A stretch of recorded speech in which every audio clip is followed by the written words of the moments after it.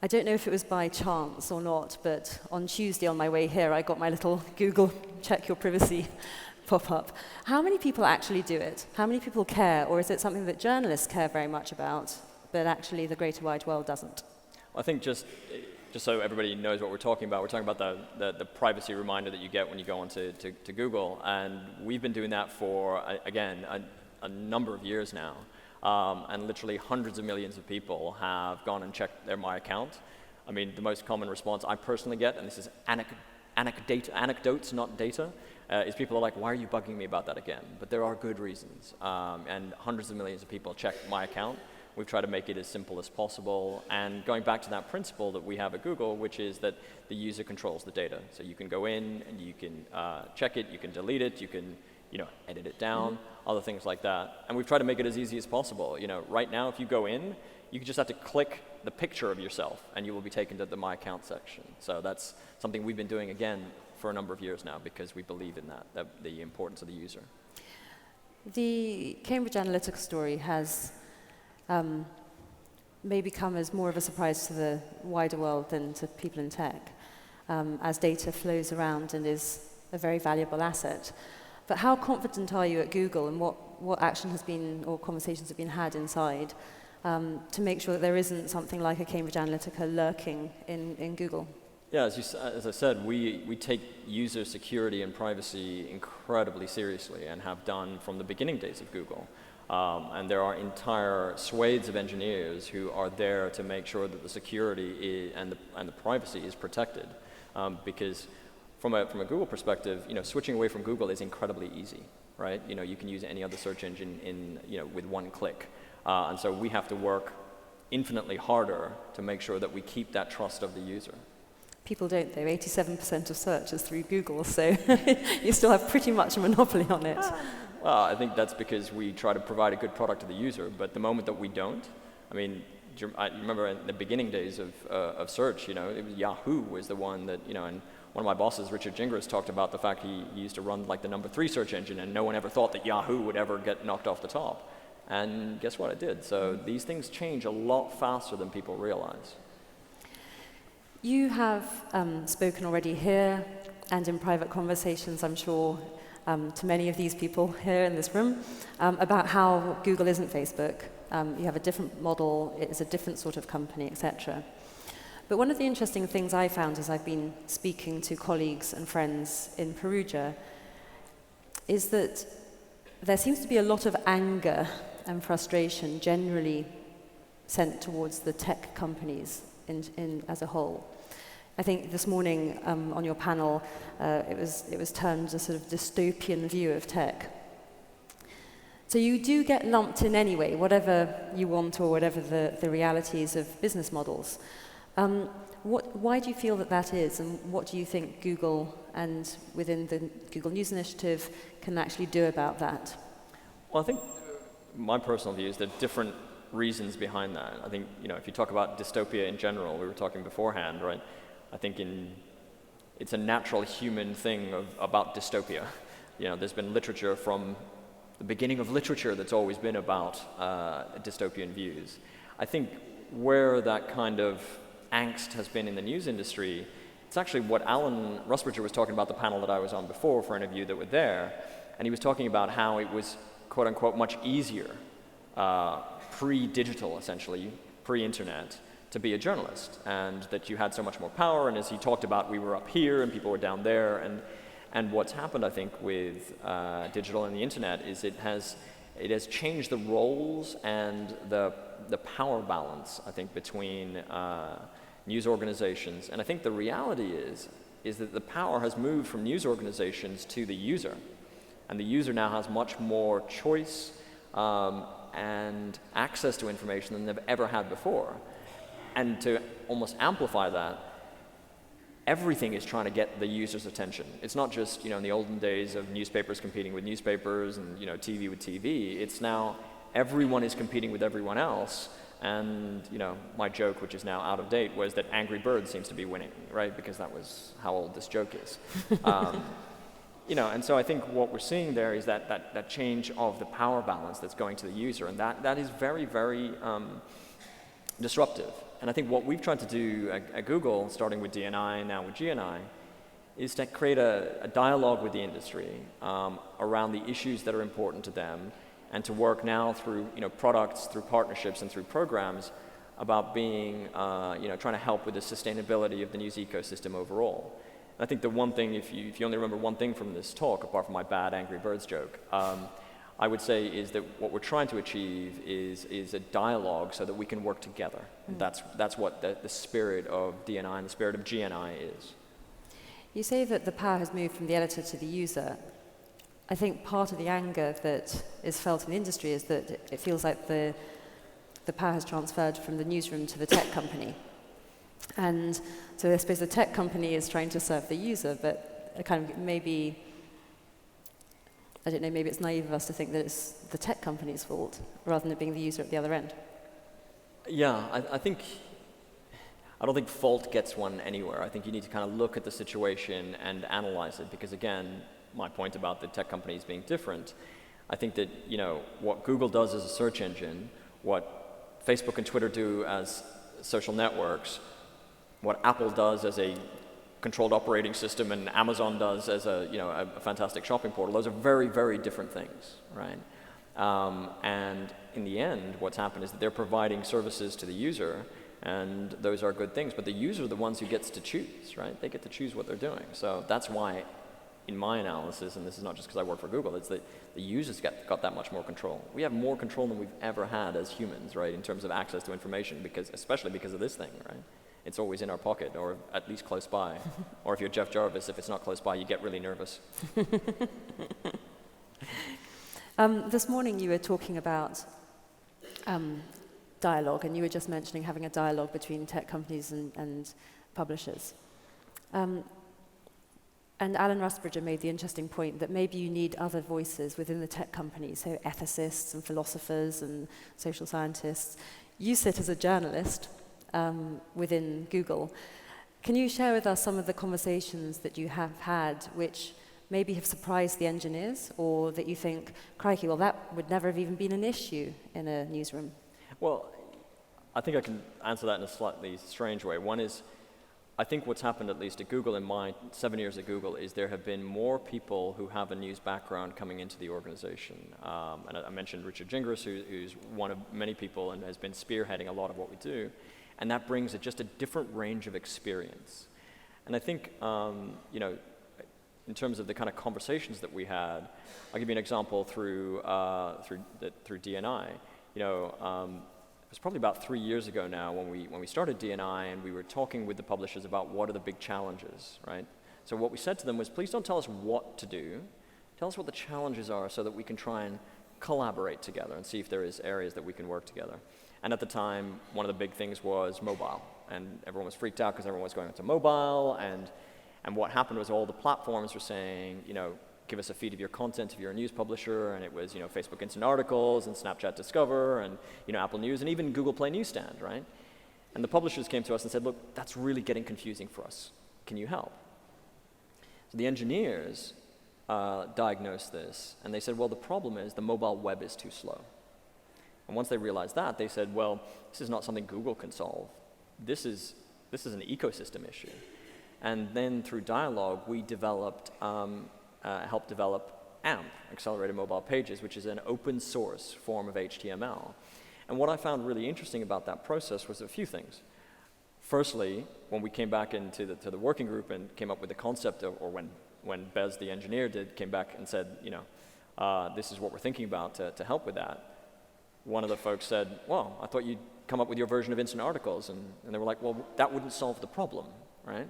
I think the other thing from a Google perspective that was really interesting is that this dialogue approach was different, and has been different from the experience I'd had beforehand, because beforehand, product development at Google was very much a black box, right? And you'd find out about it when it was shipped, sometimes just afterwards, right? And this was kind of different, and I'll be honest with you, it was new in terms of a way of working. But AMP, I think in particular, has been such a success for the open web, which is good for, I think, all of us, but also good for Google. the engineers are like, well, this approach, this dialogue approach actually can be really effective. And we've tried to do that more with other things like the YouTube player for publishers, like the subscription stuff. So that's actually, that dialogue and that cultural approach has changed a bit, which I think is good. So let's move on to DNI, where you've had a lot of dialogue, and Ludo's team have probably spoken to more journalists than most journalists. Looking back over the last 4 rounds, and you've got the 5th soon to close, what grade would you give yourself so far? I don't know. I don't think it's for us to grade. I think it's for everybody in the audience to grade. That's the easy question. We've just closed, by the way, round 5. I closed it on Monday. And I can break some news if it's news. We had 719 applications, which is higher than round 4. And in round 4 and 5, we focused on monetization, and in round 5 in particular, we called it diversification of revenue streams. So I don't think I can give us a judgment. I think it has been positive. All the feedback we get has been positive. Mainly, we do have some cynics out there, but that's okay. This is the news industry. There are some cynics there.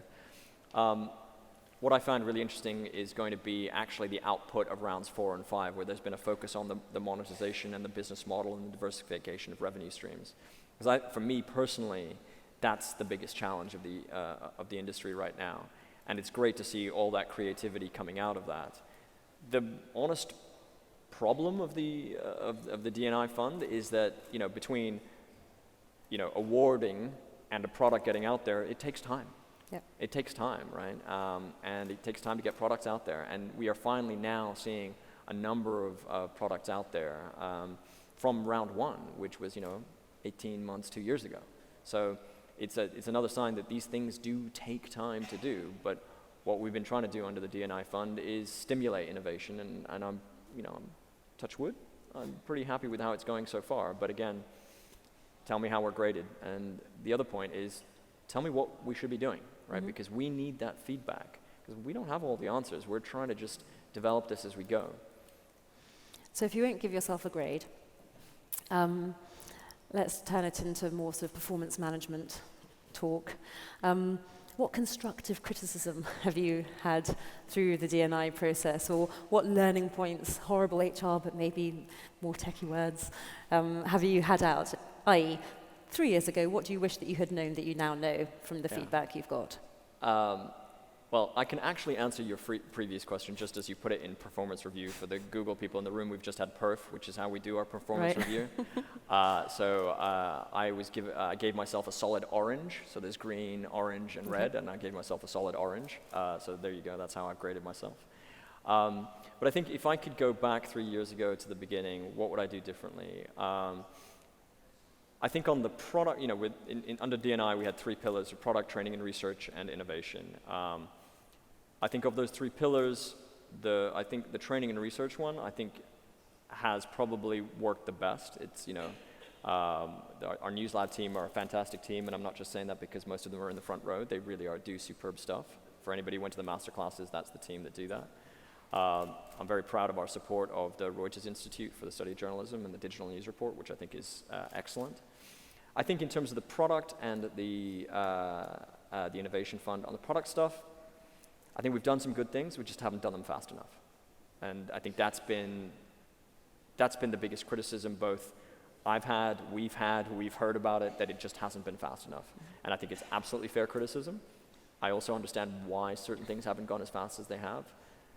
But I don't know any product development process where someone goes, hey, you know what, that went just as fast as it should have, right? Or, but can we do more? Yes. Should we do more? Yes. Should we be faster on that product stuff? Yes. And, the spirit is there to try and do that. I think on the innovation fund, I really wish we could go back in time, because I think, and I'll put this on myself, I think I made a few mistakes in the beginning about just the publicity element of it. I was very worried in the beginning that people would think this was just kind of some kind of PR stunt, or Google was trying to kind of hijack Google's IP, people's IP. And so what we said was, we're going to keep the projects confidential. If you're the project owner, it's confidential.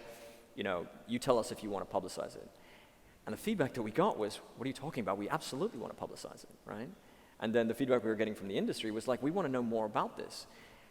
And so I think the biggest criticism would be in two areas. One is we just didn't do enough on knowledge sharing, and we're trying to correct that. And Ludo, who runs the team, who's fantastic, is working with people about just trying to increase the knowledge sharing. And the other element is the community side of it. Right? I think we, through D&I, both the product training research and innovation, we kind of created a community where people were coming together and wanting to know more. And honestly, we had no idea this was going to happen. And so therefore, we didn't resource it in a way to bring people together. So that was actually the thing that one of the other things people were asking. Hey, it's great you have like once a year you have something, but we want to know more, we want to come together. And so we slowly started doing kind of regional D&I things, country level ones. And then the thing that's made me kind of the most proud is that we had somebody come up and say, I'd like to kind of create my own little community around local, right? And I was like, this is a brilliant idea, we need to do more on local. And he goes, have you heard of like TED and TEDx? I don't know if you know that, but TEDx is like unofficial meetups under the kind of TED umbrella. And he was like, can I create D&IX? And I'm like, that's a brilliant idea, damn it, why didn't we think about that before? And so they created, I think we had to change, I think we actually asked the lawyers whether we could use that, and they got upset about X, so we called it something else. But what I thought was great is that this was the community coming together, bringing people together, and we're just trying to enable it. And so we may give them a room. That's about the Google involvement there. Mm-hmm. But if I could go back in time, I would have tried to do much more on the community side and much more on the knowledge sharing side. You mentioned the IP issue, and that actually people wanted to speak about it. But there's also been an issue, hasn't there, around sort of, we're coming up with our ideas, and Google could quite happily sort of grab it and run on with it and kind of steal our idea, but under their IP. Has that become an issue at all? Not at all, because we were very conscious of that perception in the beginning. So we put lots of things in place to make sure that never happened. So number one, Ludo and his team actually sign different contracts that say they cannot give information to Google. The fund counsel is very separate. Nobody from product on the Google side is involved there. So we actually haven't had that happen. We've had the opposite happen, which is we've had the project folks want to talk to our Google people, mm-hmm. right? And sometimes we want Google people who want to talk to the project folks, and we have to actually say to the Google people, hold on. We go to the project person and go, would you like to, right? And invariably they say yes, and then we go, okay, now you can have the conversation, because we wanted to make sure that we would never be perceived as doing that. So I think because we put all these checks and balances in place, that hasn't happened, and nor has the perception of that happened. So D&I is in its fifth and final round now. As you say, the products and the projects will be continuing. Oh, there's a sixth? Yeah, sixth. Oh, sorry, there's a sixth? Yeah.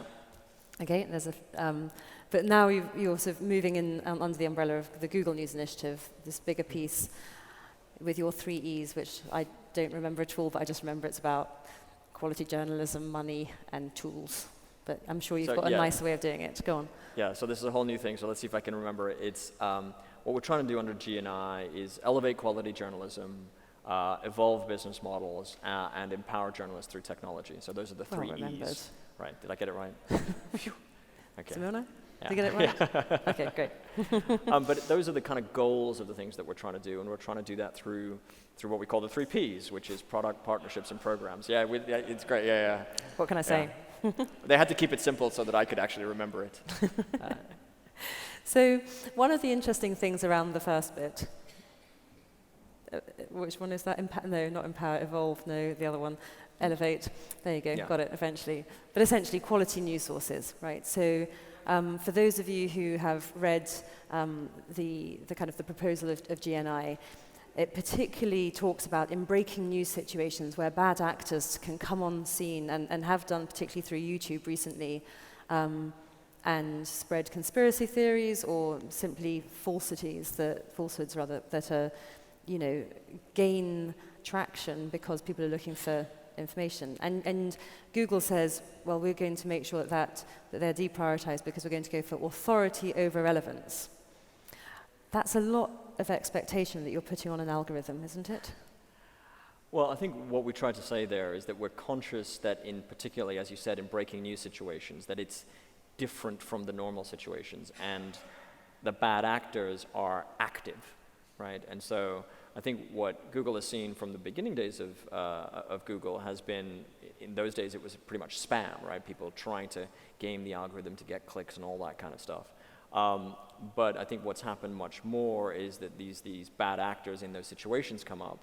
And so what we said, and we've been very public about this, is we're trying to do a multi-pronged approach to this because we take it incredibly seriously. Because, you know, as I said, if you start getting crap results, you're going to go to a different search engine, right? That's not hard.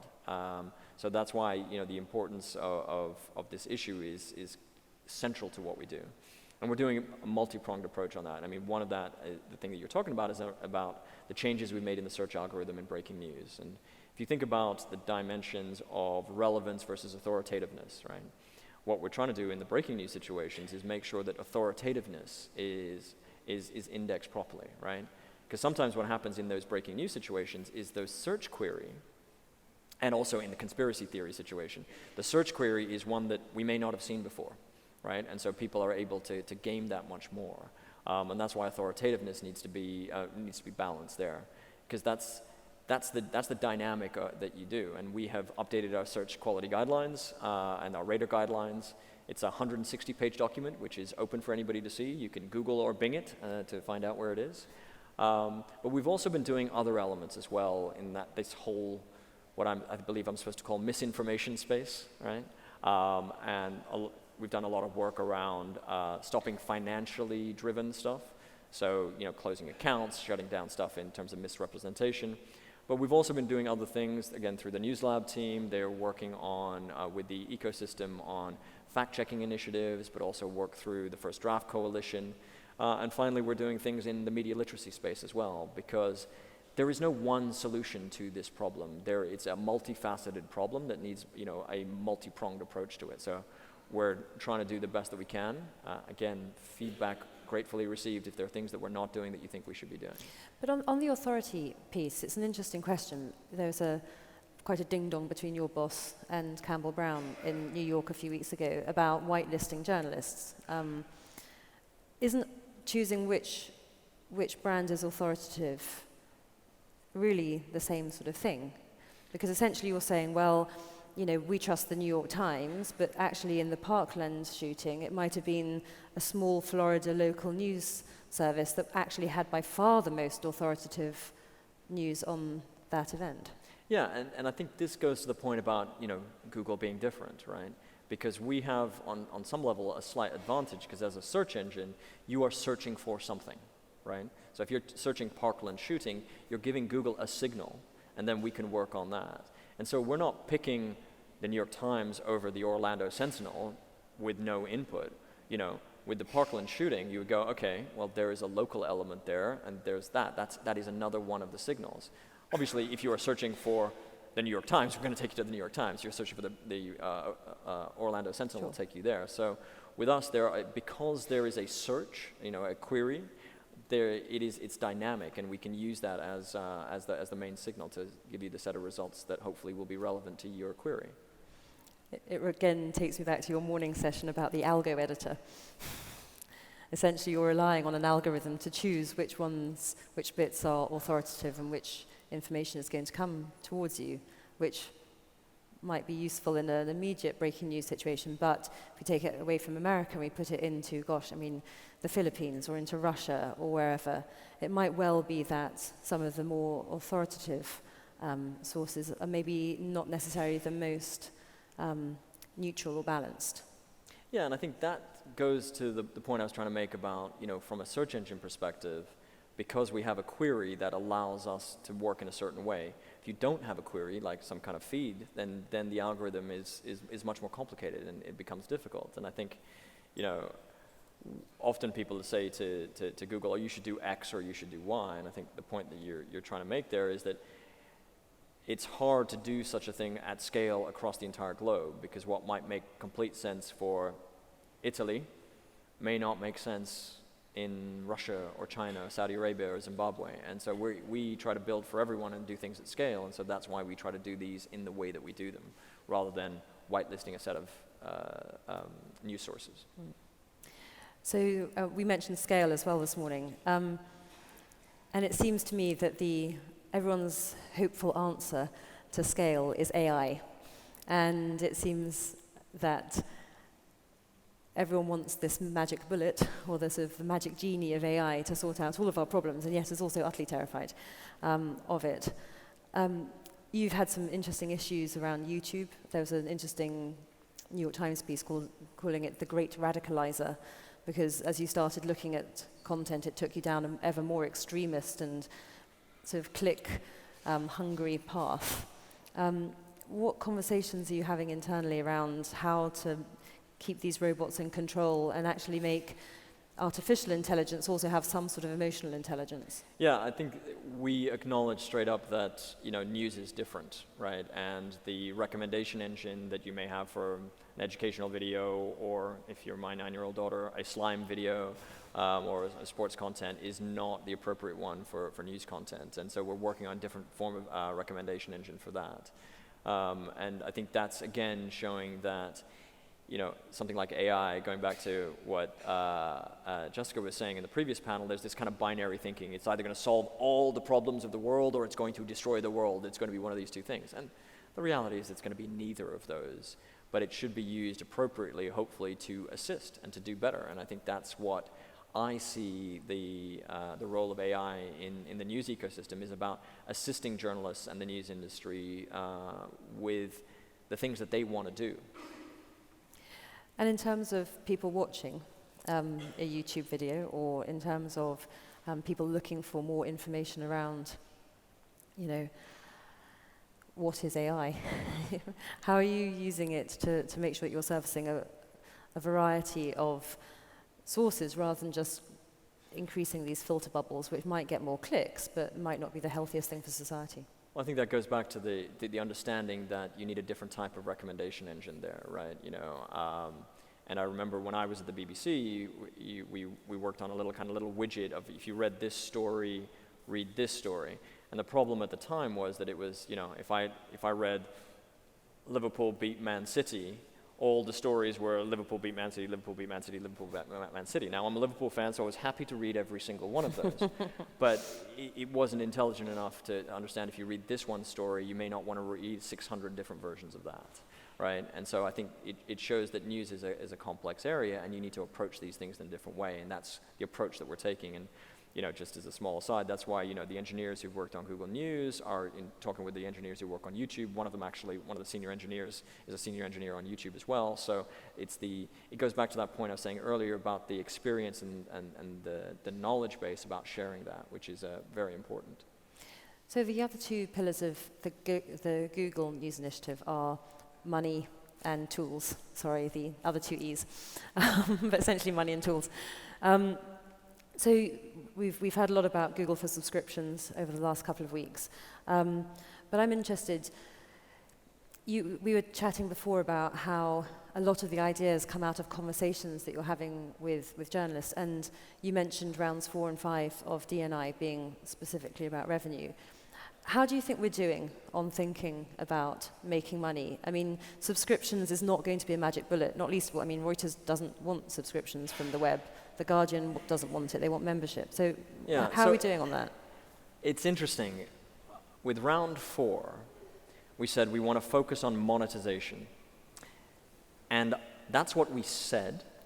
And I have a feeling that what everybody heard was paywalls. So we got a lot of paywall applications. And that's why, this may sound ridiculous, but that's why for round 5, we said diversification of revenue streams. And I find it interesting that we've actually got about 100 more applications in round 5 than we have in round 4. And so this is a personal view. I think sometimes we get a little sort of, our focus narrows on certain things. That this is going to be the solution. This is subscriptions. It will be the solution, right?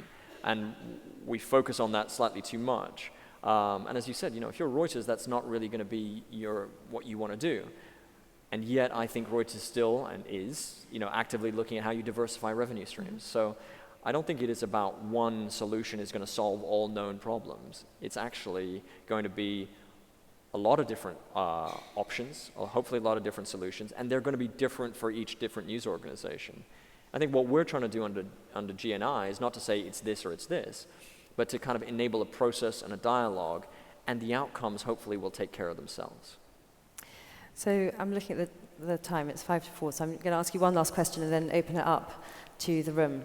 Don't worry, I don't know anything about your orange performance review, but if all of a sudden, I had written this before, if all of a sudden Google didn't work out and you came back to journalism, how would you engage with Google and what would you want?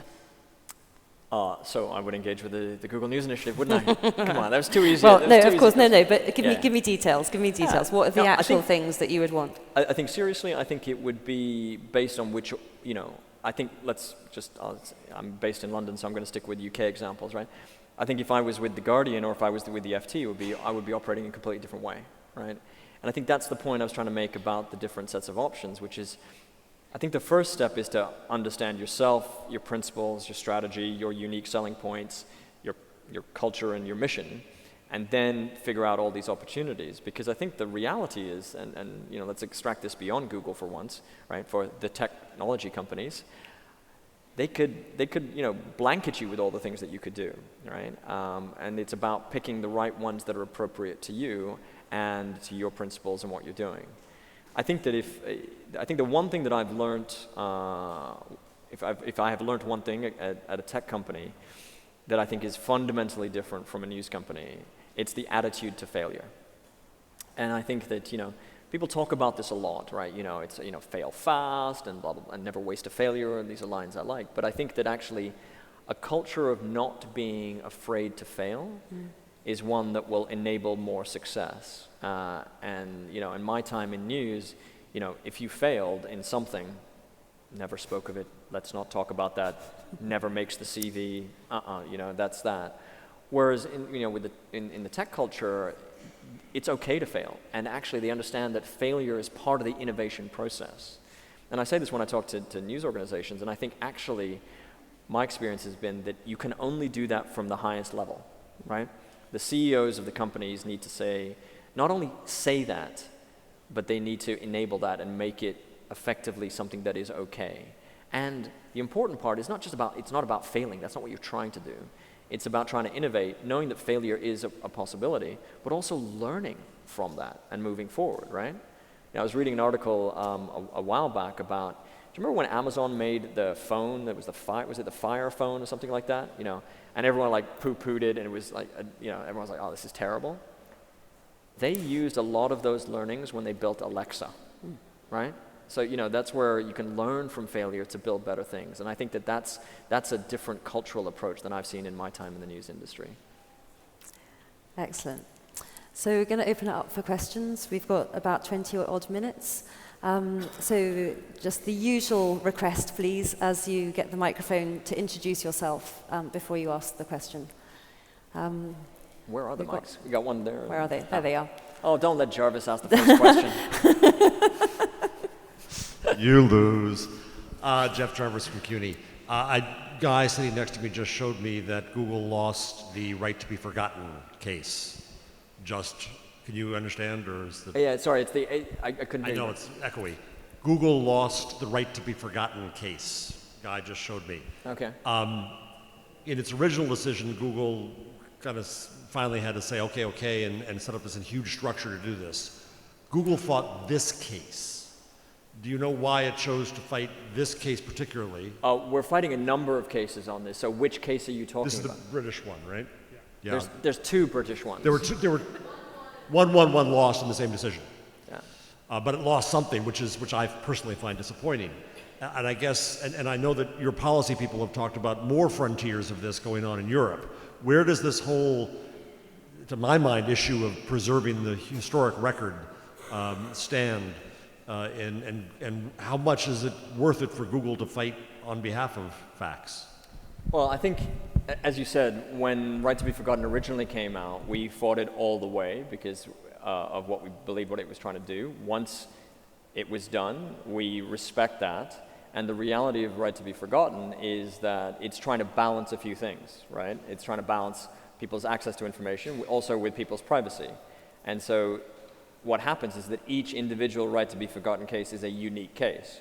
And so we judge each Right to Be Forgotten case on its own merits. and therefore we will fight it based on the individual merits. And so we pick the cases because of that. Because I've been up here, I didn't know that we won one, lost one. So I think that also, winning one and losing one shows that these are nuanced judgments, and people are on different sides of that. And sadly, sometimes you have to go to court to be able to figure out where that is, and you build up that base of experience to move forward. I think what I would say that surprises me as a news person is that how uninterested most news organizations are about right to be forgotten right now. It's like it was a thing, and we're done, and we move on. But I think there's been a growth of cases where people are using right, and this is a personal view, people are using right to be forgotten in ways that I don't think the law was intended in the first place, right? And I'm surprised that people aren't doing that more. There was a very interesting, I think it was BuzzFeed did a very interesting piece about how it's created almost a cottage industry in the UK of lawyers, of you getting, let's just say oligarchs coming in, law firms in the UK are then trying to do all these things to clean up the history of some of these oligarchs, right? I don't think that was what the law was intended for. So I think, again, this is a very nuanced and delicate situation. But I think that it needs attention, right? And that's where I would say. We had a question over on the left before. Yep. Oh. Hi, I'm Alex Fanta. I'm a journalist covering tech in Berlin. And last year I had a couple of Google-sponsored fellowships, so thank you for that. My question would concern this. So Google gave via DNI 100 million euros so far, I think about 100 million euros to the European publishing industry, and it will give $300 million more to the global publishing industry. And so my question is, does Google want anything in return for that? So we've given so far 94 million euros, and the 300 million is not going to be in a fund format. It's going to be in multiple different ways. And I think the reason that we're doing that is that originally when we were having the conversations around DNI is the publishers were saying to us, can you help us with innovation? And that was where the innovation fund came from. Because the feedback that we were getting from the industry is that innovation is something that everybody talks about, but it's very hard to quantify, it's very hard to incentivize, and it's very hard to fund, and that's why we created the fund in that way. I think what we're trying to get out of the overall process under GNI is we're very conscious that we operate within an ecosystem. And the news element in the news ecosystem is a very important one. So we want to play our role properly in trying to stimulate innovation and sustainability in that ecosystem. Because a healthy ecosystem for news, we think, from a principles perspective, is very important, but also from a business perspective, right? There's a part of our business that we make money when publishers make money because one of our businesses is an ad tech supplier, right? There's a lot of talk about Google's role in the digital advertising market, and the reality is in the digital advertising market that's relevant for publishers, which is display, we're just a supplier, and so we only make money when publishers make money. So a healthier ecosystem is also, from a financial perspective, good for Google. We had another question just there. Hi, Jim Louderback from VidCon. Wow, that's loud. Can you point to a couple specific things that YouTube is doing to make it a better place for news and journalism, or maybe a couple things they should be doing to make it a better place? So I think in terms of the things that they have been doing, I talked about the changes around the recommendation engine. They're also, in a number of countries, we're creating a breaking news shelf. We're trying to create information around news stories as well. So you may have seen some of that stuff around links to Wikipedia. So again, this is all a development to try to make it a healthier element. The other things that we've tried to do on the kind of functional side as well is we have a program called YouTube Player for Publishers. So we're working with news organizations for them to use the YouTube Player on their own site and on YouTube. So again, that will increase the kind of quality content in YouTube and simplify things for publishers in video on their side. It was one of the things that came out of the product pillar of DNI. So I would kind of throw it back to you, and I'd be happy to talk afterwards if you've got other ideas of what YouTube should be doing, because we want the feedback on what we think we should be doing. We can't promise we'll do everything, but I think I'm of the view that the more ideas you get, the better, right? Any other questions before we wrap up? Speak now. No? In that case, Madhav, thank you very much indeed for your time. Thank you for being grilled. Thank you. Thank you, Jane.